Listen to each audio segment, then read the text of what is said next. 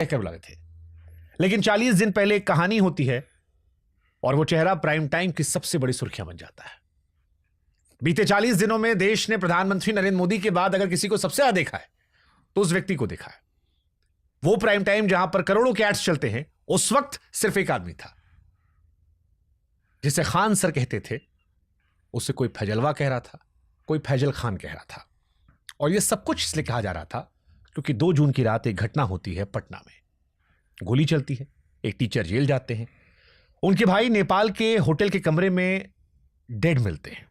Postmortem होता है, 2 guard 40 दिन जेल में रहते हैं, आरोप प्रत्यारोप का दौर चलता है और अब उसे जमानत मिली है 40 दिन बाद। लेकिन कहानी फिर वही, बच्चों के भगवान से फैजल खान। क्या बुलाऊं मैं आपको सर आज? खान सर जो पिछली बार आप मेरे पॉडकास्ट में थे, या बाहुबली फैजल खान? देखिए, जब 15 आदमी आपको बोलने लगते हैं ना, आपके ऊपर एक साथ टूट पड़ते हैं, तो यकीन मानिए उस 15 में से ना 14 आदमी आप जैसा ही बनना चाहते थे, लेकिन वो मेहनत नहीं कर पाए और आप जैसा नहीं बन पाए। इसलिए उनके दिल का वो भड़ास है, वो कुंठा है, वो निकालना चाहते हैं आप पे, तो उन पर ज़्यादा ध्यान नहीं देना चाहिए। रही बात खान सर या फैजल खान, तो देखिए, जिन बच्चों को हमने पढ़ाया है, जो लोग हमें टीचर के तौर पे देखे हैं, हमें पढ़ाते देखे हैं, हम आज भी उनके लिए खान सर हैं और कल भी खान सर रहेंगे। लेकिन जब मेरी शादी हो गई ना, तो शादी होने के बाद मेरे जो ससुराल पक्ष के साला और सालियाँ थे, वो हमें खान सर नहीं कहते थे। चूँकि उनके हम जीजा लगते हैं, तो वो हमें सर क्यों कहेंगे? तो हमारे ससुराल वाले हमको फैजल खान कहते हैं। तो हम जीजा हैं, इतना तो अधिकार दे ही सकते हैं उनको। तो ससुराल पक्ष जो हमें ससुराल पक्ष का समझता है, जो जीजा मानता है, वो फैजल खान कहते हैं, और जो हमें टीचर मानता है वो आज भी खान सर कहता है। तकलीफ नहीं हुई आपको कि 40 दिन में वक्त जज्बात हालात बदले और खान सर फैजल खान बन गए, मुसलमान बन गए, पहचान बदल गई? दिन भर मोदी जी के बाद अगर कोई छाए रहे तो आप छाए रहे, प्राइम टाइम में चले। हम मोदी जी वाला फील आ रहा था, एक के बाद चारों ओर से बोल रहा था सब जब तक। लेकिन लोगों के पास एक तरफा बयान गया था, एक तरफा लोगों ने सुना था, और मीडिया का एक हुजूम जो था, जो पहले से नाराज था, वो एक तरफा दिखा दिया। इस वजह से थोड़ा सा लोगों का लगा कुछ समय के लिए कि ये कैसे हो गया यहाँ पर। और ये जो इंसान किसी से प्रेम कर रहा होता है, उसको जब देखता है कि ये ऐसे कैसे हो सकता है, तो कहीं ना कहीं उसे लगता है, जब उसे सच्चाई नहीं पता थी तब सच्चाई पता चलने के बाद सब कुछ क्लियर हो जाएगा। इस देश में बहुत सारे लोग हैं सर जो आपका बड़ा सम्मान करते रहे हैं, मेरी जान पहचान में, मेरे आसपास, हर तरफ। लेकिन बीते 40 दिनों में इस देश में एक वो भी वर्ग है जिसने कहा कि खान सर ने एक हंसते खिलते परिवार को बर्बाद कर दिया। खान सर की वजह से एक इंसान के भाई की मौत हो गई। खान सर की वजह से एक भाई चीख चीख कर टीवी अखबार में इंसाफ की गुहार लगा रहा। वो कह रहा है मैं बेबस हूँ, कमज़ोर हूँ, ये बाहुबली है, इनके पास पैसा है, मेरी शिकायत नहीं लिखी जाती, मैं कमज़ोर हूँ। और वो आप पर आरोप लगा रहा है कि अगर आपने अपनी ताकत का इस्तेमाल करके, तो आपको वही लगने लगता है। और इस बीच उनके साथ एक बड़ी दुखद घटना हुई जिसकी कोई भरपाई नहीं कर सकता है। 40 दिन तक हमने कुछ नहीं बोला, इसलिए कि आप कुछ तो बता सको, कुछ तो ठोस बताओ, कुछ तो प्रूफ तो कुछ भी करो। जब आप एक तरफा सुनते हैं तो आपको बस एक और की चीज़ें दिखाई देती हैं। आज लोगों को पूरी हकीकत समझ में आ जाएगी, तो उन्हें लगेगा कि कैसे चीज़ें यू टर्न हो जाती हैं। तो एक तरफा जितने लोगों ने सुना है, वो एक तरफा नैरेटिव बना दिए हैं। और इसी बीच हुआ क्या कि जो मीडिया को लेके हमारा जो कटाक्ष था, तो एक मीडिया का बड़ा धर्रा, वो हर उस चीज़ों को, हर उस शब्दों को पकड़ा जिस तरह से वो अपने हिसाब से घुमा सकता था, जिसमें मीडिया माहिर है किसी चीज़ों को करने के लिए। एक नीट पेपर उस समय मामला चल रहा था कि कैसे एक ऐसा नेशनल लेवल का मुद्दा आए जिससे कि ये नीट रीनीट हो, ये जो पेपर लीक वाला मैटर था, इसको किस तरह से हम डाइवर्ट किया जा सके और कुछ चीज़ों को किस तरह से मैनिपुलेट किया जा सके। और इसमें 40 दिन तक मीडिया ने बहुत काम किया। और चूंकि 40 दिन तक हम कानूनी लड़ाई में लड़ रहे थे, तो हम कुछ बोले नहीं। तो लोगों को भी धीरे धीरे समझ में आ गया कि कुछ ना कुछ तो है जो एक तरफा दिख रहा है। अब लोगों को समझ में आएगा। इन 40 दिनों में खान सर टूटे हैं?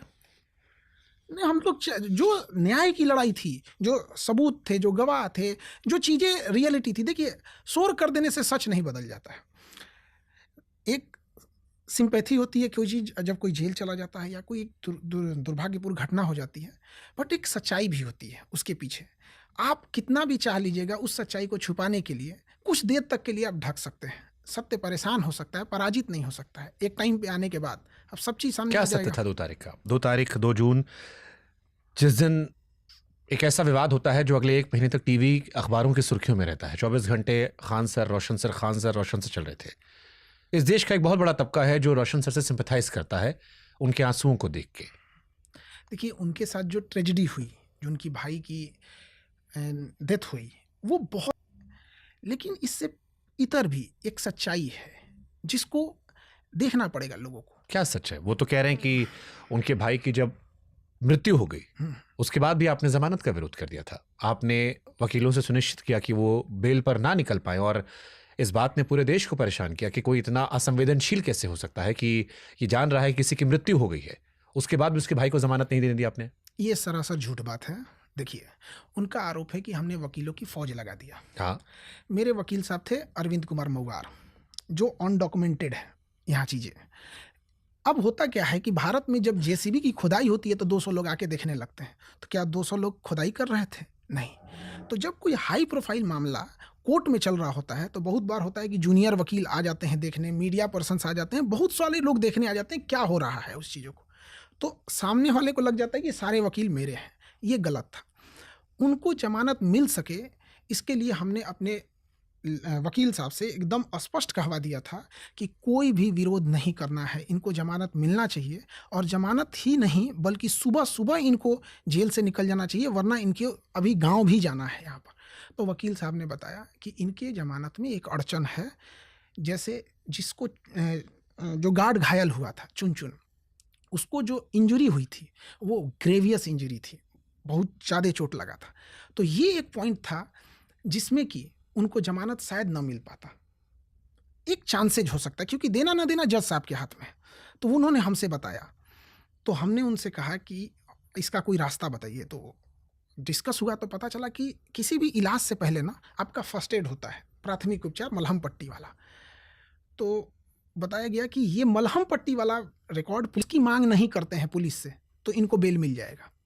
ऑन रिकॉर्डेड है, हम लोगों ने मांग नहीं किया, और यही वजह है कि उनको सुबह सुबह बेल मिल गया। लेकिन रोशन सर जिस कुर्सी पर आप बैठे यहीं पर बैठे थे, और उन्होंने जब ये दावा किया तो मैंने उनसे कहा क्या सबूत है? उन्होंने कहा उस दिन की आप जिरह निकाल लीजिए, देश को पता लग जाएगा कि उन्होंने निकाल के क्यों नहीं दे दिया?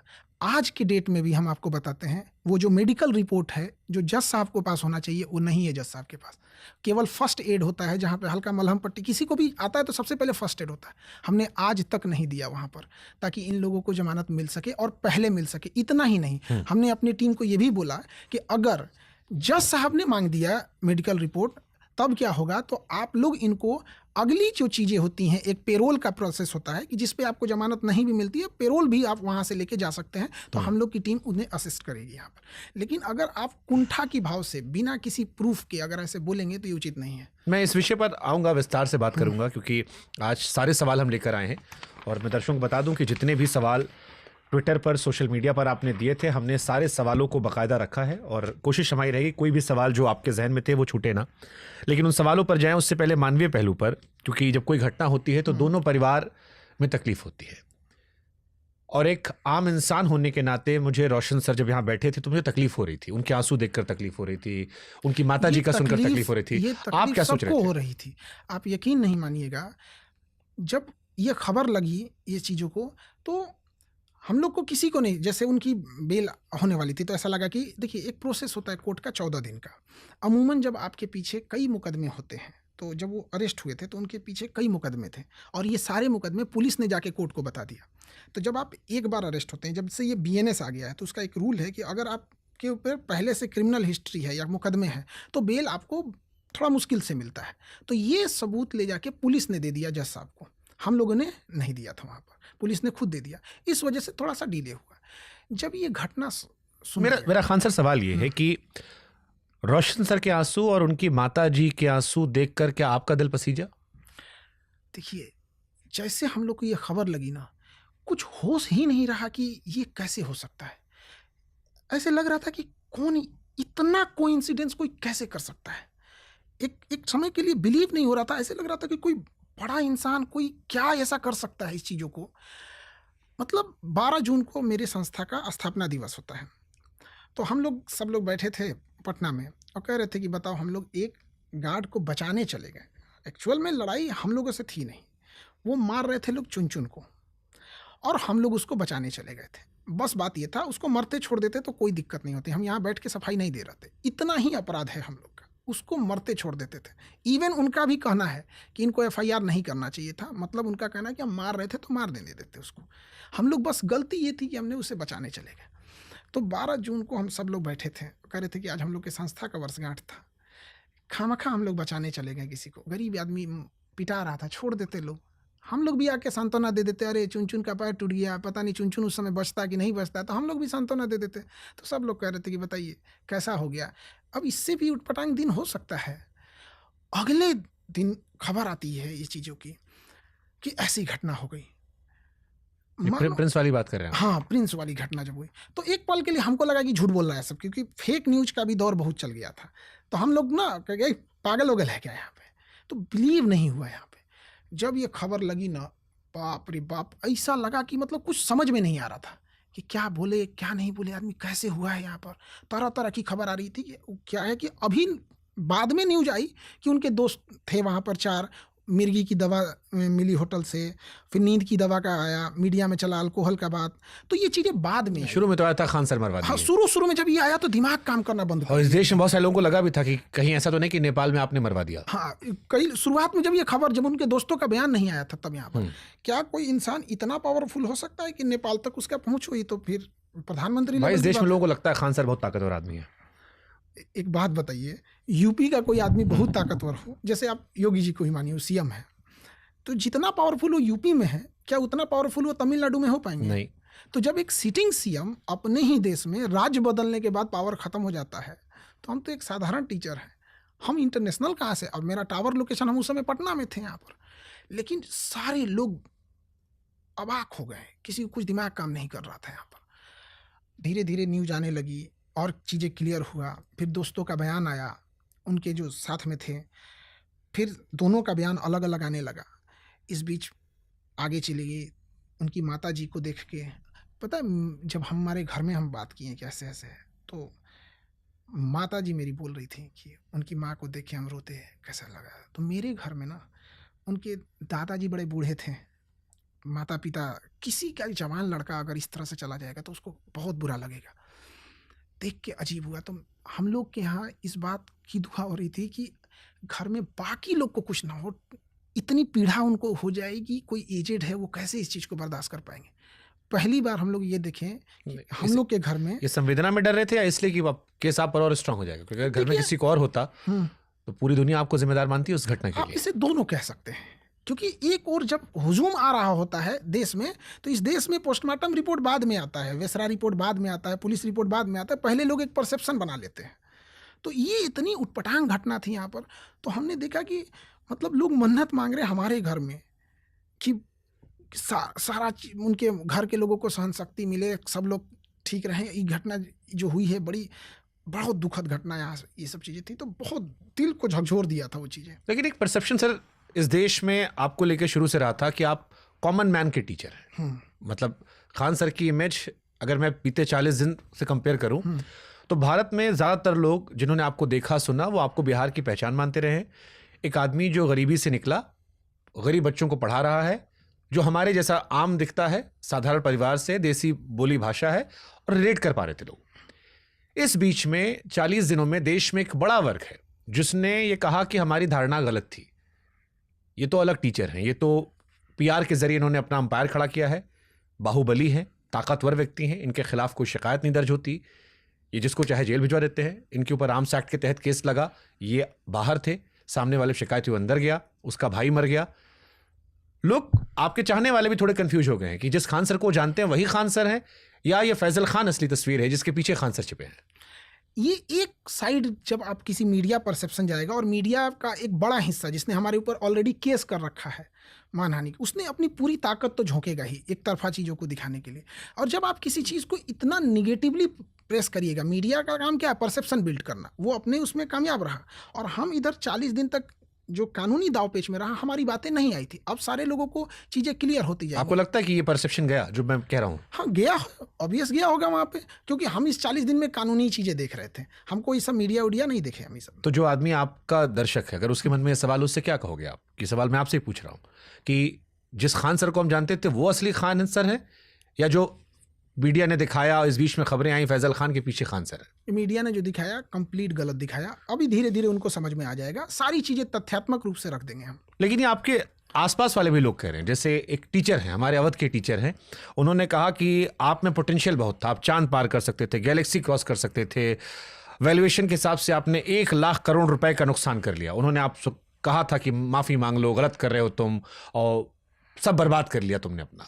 ये वो लोग थे जब स्टार्टिंग में इन्हें पता नहीं था, इन लोग को ये लगा कि हमारा हाथ है उनकी हत्या में।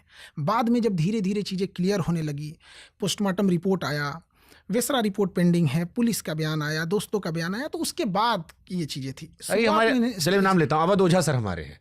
अभी इस इंटरव्यू के 24 घंटा पहले एक इंटरव्यू देखा है जहां पे उन्होंने कहा कि 1 लाख करोड़ का वैल्यूएशन का नुकसान किया। 1 लाख करोड़ से नीचे वो बतिये नहीं करते हैं। 1200 करोड़ का लुंगी, 300 करोड़ का मंजन, वो तो राजा बनने का उनका क्वालिटी बताते हैं, तो उनकी बात अलग है। बट उन्होंने बहुत सारा आरोप लगाया आप पर। उन्होंने कहा कि आपका पीआर सिस्टम बड़ा अच्छा है।